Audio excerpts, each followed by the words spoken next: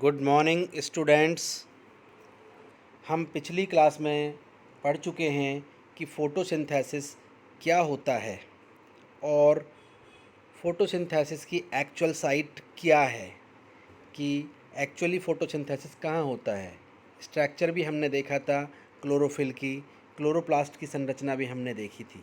लेकिन आज हम बात करते हैं कि फ़ोटोसिंथेसिस की मैकेनिज़्म क्या है और उसमें कौन कौन सी स्टेजेस परफॉर्म होती है। एक एक करके हम बात करते हैं स्टेजेस ऑफ फ़ोटोसिंथेसिस की। इसमें सबसे पहले आप देखें कि क्या है फ़ोटोसिंथेसिस। फ़ोटोसिंथेसिस में दो स्टेजेस होती है या दो रिएक्शंस होती हैं। सबसे पहला स्टेज होता है लाइट रिएक्शन। लाइट रिएक्शन यानी कि इस रिएक्शन को होने के लिए या इस स्टेज को कंप्लीट होने के लिए लाइट बहुत ज़रूरी है। इसको हम बोल सकते हैं लाइट डिपेंडेंट प्रोसेस। ठीक है, यानी कि डायरेक्ट लाइट की ज़रूरत होगी इसमें। इस लाइट को क्या करेगा, क्लोरोफिल यूज़ करके एटीपी फॉर्मेशन करेगा लाइट रिएक्शन में। यानी कि सबसे इम्पॉर्टेंट घटना फोटोफॉस्फोराइलेशन होगा इसमें। फोटोफॉस्फोराइलेशन, लाइट की प्रेजेंस में एटीपी बनना। लाइट रिएक्शन का मेन उद्देश्य है कि लाइट की उपस्थिति में एटीपी बनना लाइट रिएक्शन का मेन ऑब्जेक्टिव है। जैसे ही लाइट रिएक्शन ख़त्म हो जाएगी तो फिर डार्क रिएक्शन स्टार्ट होगी। यानी कि इस डार्क रिएक्शन के लिए लाइट का होना ना होना कोई मायने नहीं रखता है। यानी कि लाइट से क्या है, ये टोटली इंडिपेंडेंट प्रोसेस है। ठीक है। When the product of the light reaction are used to form C covalent bond of carbohydrate. कुल मिला के जैसे मैंने ऊपर वाली रिएक्शन में आपको बताया कि लाइट की प्रेजेंस में एटीपी बनेगा। अब यहाँ क्या होगा, एटीपी की प्रेजेंस में कार्बोहाइड्रेट बनेगा। तो एक्चुअल में फूड का सिंथेसिस कौन सी रिएक्शन में होगा, डार्क रिएक्शन में होगा। तो बात समझ में आ गई। ये डार्क रिएक्शन का मतलब ये नहीं अंधेरे में होगी, यानी लाइट की ज़रूरत नहीं है इसमें, लाइट इंडिपेंडेंट है ये। Is it clear? Then recent evidence suggested that the major enzyme of dark reaction is indirectly stimulated by light। देखिए अभी रिसर्च जो रिसेंट हुई है उसमें ये पता लगा है कि जो फूड डार्क रिएक्शन में बनेंगे उसके लिए जो एंजाइम चाहिए वो लाइट से ही एक्टिवेट होंगे। तो लाइट रिएक्शन में सारे एंजाइम एक्टिवेट हो जाएंगे और एटीपी बन जाएगा, और उन एंजाइम और एटीपी की मदद से डार्क रिएक्शन में कार्बोहाइड्रेट बन जाएगा। अब लाइट रिएक्शन कहाँ होती है, मैंने अभी आपको पिछली क्लास में क्लोरोप्लास्ट की स्ट्रक्चर बताई थी, उसमें ग्रेना बताया था। तो ग्रेना के अंदर लाइट रिएक्शन होगी और डार्क रिएक्शन स्ट्रोमा के अंदर होगी। Is it clear? तो क्लोरोप्लास्ट की दो जगह पर ये दोनों रिएक्शन परफॉर्म होगी। अब हम बात करेंगे लाइट रिएक्शन और डार्क रिएक्शन दोनों का कॉरिलेशन। आप देखेंगे जो मैंने आपको अभी जो बात बताई है उसको डायग्राम के थ्रू आप समझेंगे क्या है इसमें। आप देखें कि भाई लाइट आ रही है सन से, कौन सी रिएक्शन हो रही है, लाइट रिएक्शन हो रही है। और मैंने एक स्टेप अभी बताया फोटोफॉस्फोराइलेशन, यानी एटीपी बनेगी। इस प्रोसेस में क्या बन गई, एटीपी बन गई, ये एटीपी बन गई। और इस एटीपी को यूज करके क्या स्टार्ट हो जाएगा, डार्क रिएक्शन। डार्क रिएक्शन यहाँ स्टार्ट हो गई कैल्विन साइकिल के थ्रू, और क्या प्रोडक्ट बन गया, शुगर। यानी कि कोई भी रिएक्शन स्वतंत्र नहीं है, इंडिपेंडेंट नहीं है।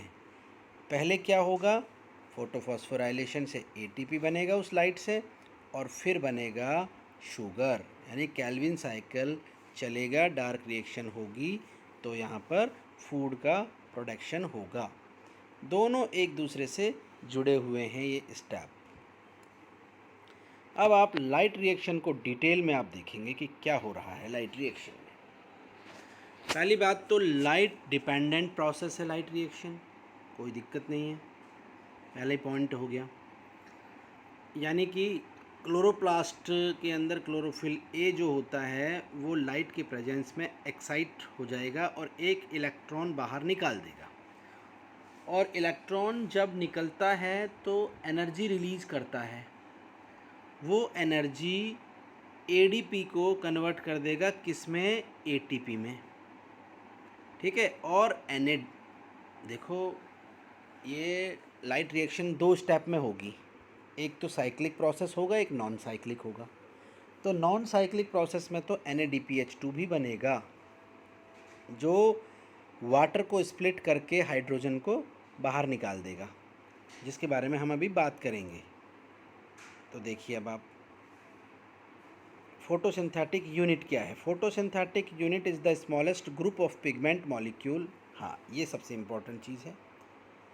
ये पूरी की पूरी एक फोटोसिंथेटिक यूनिट होती है, यानी इसमें बहुत सारे क्लोरोफिल के ग्रुप होते हैं जिन्हें हम पिगमेंट मॉलिक्यूल कहते हैं, और उसमें एक होता है रिएक्शन सेंटर। अब जैसे ही लाइट आती है, ये फोटोन, तो ये पिगमेंट मॉलिक्यूल धीरे धीरे धीरे धीरे एनर्जी किसको ट्रांसफ़र कर देते हैं, रिएक्शन सेंटर को। रिएक्शन सेंटर से इलेक्ट्रॉन बाहर निकल जाता है, और ये इलेक्ट्रॉन जब डिफरेंट डिफरेंट स्टेप में जाता है तो एनर्जी रिलीज़ करता जाता है, और वो एनर्जी जहाँ भी ज़्यादा निकलती है वो एडीपी से जुड़ करके एटीपी बना देती है। तो ये सारी रिएक्शन को कंप्लीट करने के लिए क्या ज़रूरी होता है, फोटोसिंथेटिक यूनिट ज़रूरी होता है। तो आपसे पूछा जाएगा फोटोसिंथेटिक यूनिट में क्या होता है, तो आप क्या कहेंगे कि फोटोसिंथेटिक यूनिट में क्या होगा, smallest group of pigment molecule होगा which combine together to cause a photochemical act. Absorption of light करेंगे ये, ठीक है। फिर माइग्रेशन ऑफ लाइट हो रहा है, जैसे पिगमेंट में से माइग्रेशन होके रिएक्शन सेंटर पे पहुंचेगा, फिर ट्रैपिक सेंटर या रिएक्शन सेंटर पे जब आ जाएगा तो वहाँ से एक इलेक्ट्रॉन बाहर निकल जाएगा। तो ये सब मिल के क्या बनाएंगे, फोटोसिंथेटिक यूनिट बनाएंगे। अब देखो ये काम कैसे करेंगे, ये इसने पूरी वही बात बताई है, ठीक है, कि भाई ग्रुप बन जाएगा। फ़ोटो यहाँ आप देख सकते हैं, लाइट किस फॉर्म में आती है, फोटॉन्स की फॉर्म में लाइट आएगी।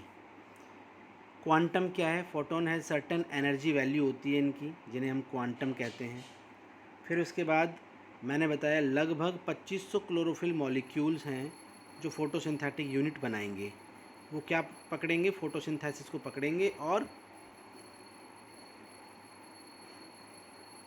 वो फोटोन को पकड़ेंगे और एक इलेक्ट्रॉन निकल जाएगा, और वाटर स्प्लिट होकर के वहाँ से एक ऑक्सीजन बाहर रिमूव हो जाएगा।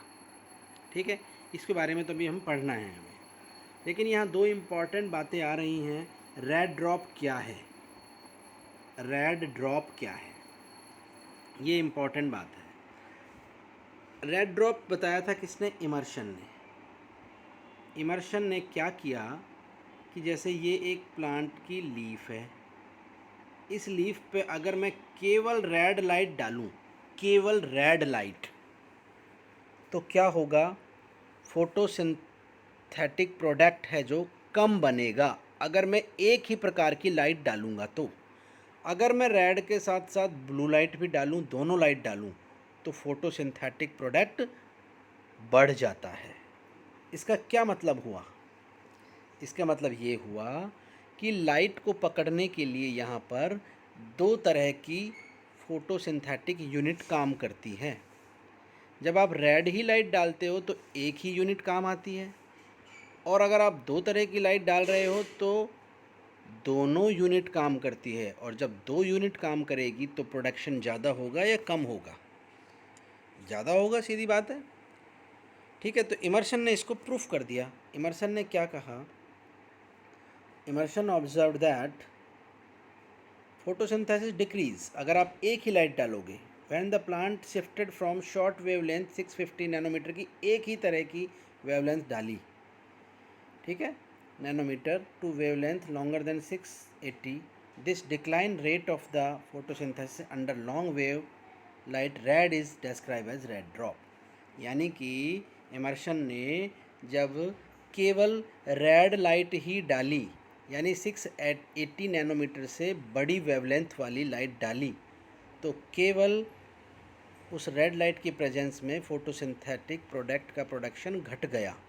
उस घटने को ही क्या कहा? Red drop. Is it clear?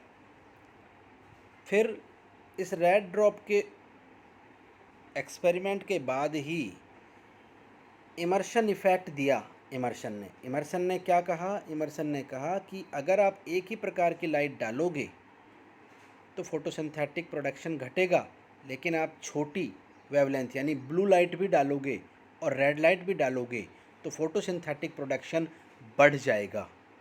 इसको क्या कहा? इमर्शन का एनहेंसमेंट इफ़ेक्ट। तो इससे क्या प्रूफ हो गया कि लाइट छोटी वेवलेंथ को पकड़ने के लिए भी फोटो सिस्टम में काम है और बड़ी वेवलेंथ को पकड़ने के लिए भी फोटोसिंथेटिक यूनिट काम करती है।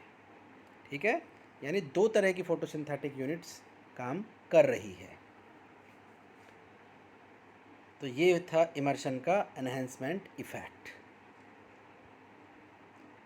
फिर आप देखें फोटो सिस्टम की अवधारणा आ गई कि भाई लाइट को पकड़ने के लिए एक सिस्टम काम नहीं कर रहा, दो सिस्टम काम कर रहे हैं। कैसे प्रूफ किया फिर इसको? आप देखें, the reaction centre chlorophyll photo system first. उन्होंने कहा कि दो सिस्टम में एक फोटो सिस्टम फर्स्ट है, एक फोटो सिस्टम सेकंड है। फर्स्ट वाला कितनी बड़ी वेवलेंथ की लाइट को पकड़ेगा? 700 नैनोमीटर। और इसीलिए इसका नाम हम P700 दे देते हैं, यानी कि pigment 700। Photo system first it associated with antennae pigment, वही सारी चीज़ है। यानी कि आप देख सकते हैं उस यूनिट में, यहाँ आप क्या देख सकते हैं, ये अगर PS फर्स्ट है तो इसका जो रिएक्शन सेंटर है ये P700 कहलाएगा। ठीक है, P700 है ये। और ये सारे एंटीनी मॉलिक्यूल आपको दिख रहे हैं, ये और रिएक्शन सेंटर क्या होगा? P700। Is it clear? और अगर अभी मैं बताऊंगा P680, तो PS सेकेंड में क्या होगा? ये रिएक्शन सेंटर जो होगा P680 होगा ये। Is it clear? और वही एंटीनी मॉलिक्यूल्स होंगे, आप देख सकते हैं यहाँ पर। मैंने कहा कि जो रिएक्शन सेंटर होगा वो क्या होगा? P700। It's associated antennae pigment वो हैं ही, और ATP सिंथेसाइज एंजाइम होंगे इन स्ट्रोमा लैमेली के अंदर, यानी ग्रेनम और स्ट्रोमा लैमेली के अंदर। अब ऐसे ही फोटो सिस्टम सेकेंड में क्या होगा? P680 होगा, जो मैंने अभी आपको बताया। उसके अलावा वही सारे एंटीनी मॉलिक्यूल्स होंगे। ठीक है, तो और ये 680 वेवलेंथ तक की लाइट को एक्सेप्ट करेंगे। देयरफॉर द क्वांटम यील्ड बढ़ेगी या घटेगी? अगर दोनों काम करेंगे तो बढ़ेगी। Yield decrease 680 nanometre. अगर एक यूज करोगे तो केवल एक ही सिस्टम काम करेगा, तो क्वांटम यील्ड घट जाएगी, रेड ड्रॉप हो जाएगा। और अगर दोनों यूज करोगे तो क्वांटम यील्ड बढ़ जाएगी। तो ये थे फोटो सिस्टम फर्स्ट और सेकंड। अब हम डिटेल में बात करेंगे लाइट रिएक्शंस कैसे अपना काम करती है, यानी कि साइक्लिक प्रोसेस होगा और ये नॉन साइक्लिक प्रोसेस क्या है, जेड स्कीम क्या है, इसके बारे में हम पढ़ेंगे नेक्स्ट क्लास में। आज के लिए इतना काफ़ी है। Thank you.